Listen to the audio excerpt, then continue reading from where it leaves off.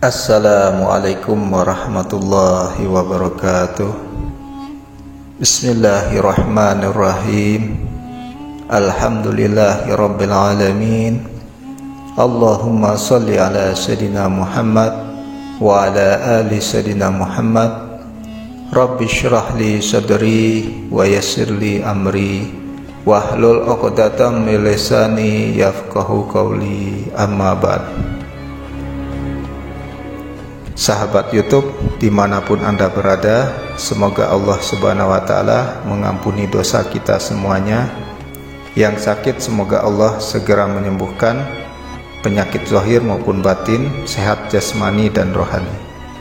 Semoga kita semua selamat dari bermacam musibah, bencana, dan semoga kita semua selamat dunia dan akhirat, dan segala hajat kita cepat terkabul. Amin, amin, ya rabbal alamin. Diriwayatkan pada waktu Nabi Sulaiman alaihissalam memusatkan perhatian pada renungannya, terlintas dalam hati beliau kekhawatiran terhadap umat nanti di akhir zaman. Kekhawatiran dari gangguan jin dan kenakalan syaitan yang demikian jahatnya dengan perbuatan yang tidak sopan.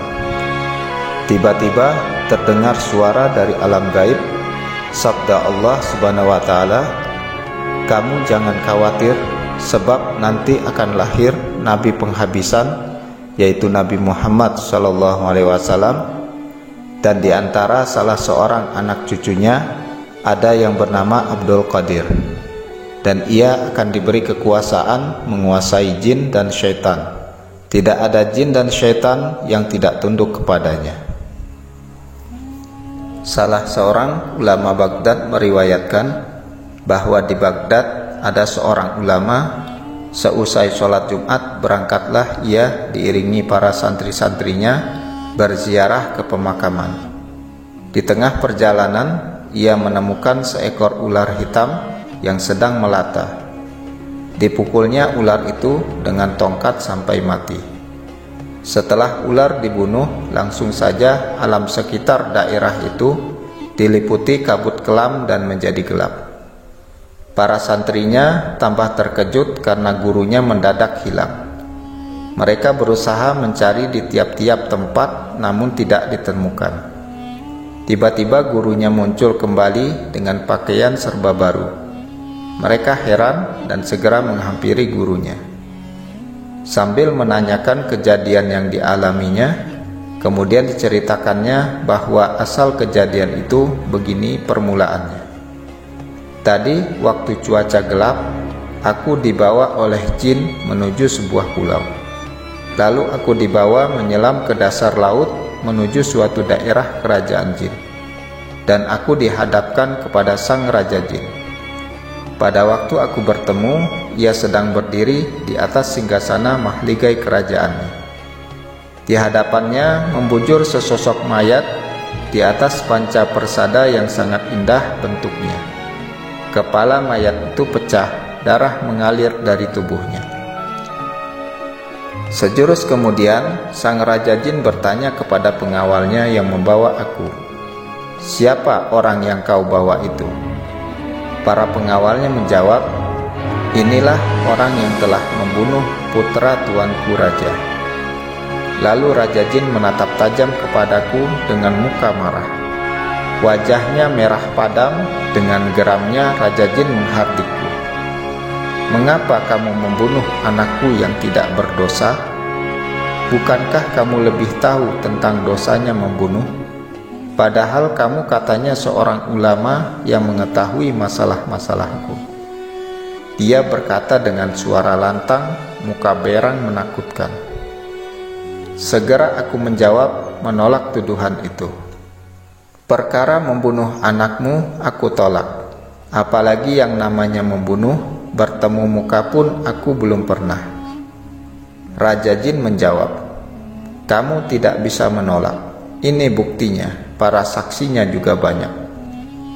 Lalu dengan tegas tuduhan itu kusanggah, "Tidak bisa. Semuanya bohong. Itu fitnah semata." Para saksi jin mengusulkan supaya raja memeriksa darah yang melekat di ujung tongkatnya. Lalu sang raja bertanya, "Itu darah apa yang ada di tongkatmu?" Aku menjawab, "Darah ini adalah bekas cipratan darah ular yang kubunuh." Raja jin berkata dengan geramnya, "Kamu manusia yang paling bodoh. Kalau kamu tidak tahu, ular itu adalah anakku." Dikala itu, aku bingung, tidak bisa menjawab lagi. Sehingga aku pusing, bumi dan langit terasa sempit karena sulit mencari jalan pemecahannya. Raja jin melirik kepada seorang hakim selaku aparatnya seraya berkata, "Manusia ini sudah mengakui kesalahannya. Ia telah membunuh anakku. Kamu harus segera memutuskan hukumannya, yaitu ia harus dibunuh." Setelah jatuh keputusan, aku diserahkan kepada seorang algojo. Pada waktu kepalaku akan dipancung, algojo sedang mengayunkan pedangnya ke arah leherku. Tiba-tiba muncul seorang laki-laki tampan bercahaya sambil berseru, "Berhenti! Sekali-kali jangan kau bunuh orang ini. Ia murid Syekh Abdul Qadir Al-Jailani." Sambil matanya menatap Raja Jin dengan sorotan tajam. Lalu ia berkata, "Coba apa jawabanmu kepada Syekh kalau beliau marah kepadamu karena membunuh muridnya?" Raja Jin melirik ke arahku sambil berkata, "Karena aku menghormati dan memuliakan Syekh, dosamu yang begitu besar kuampuni, dan kamu bebas dari hukuman. Tetapi sebelum kau pulang, kau harus jadi imam sholat untuk menyembahyahkan mayat anakku dan bacakan istighfar mohon diampuni dosanya." Setelah selesai menyembahyangkan, pada waktu pulang aku diberi hadiah pakaian yang bagus dan diantarkan ke tempat semula tadi.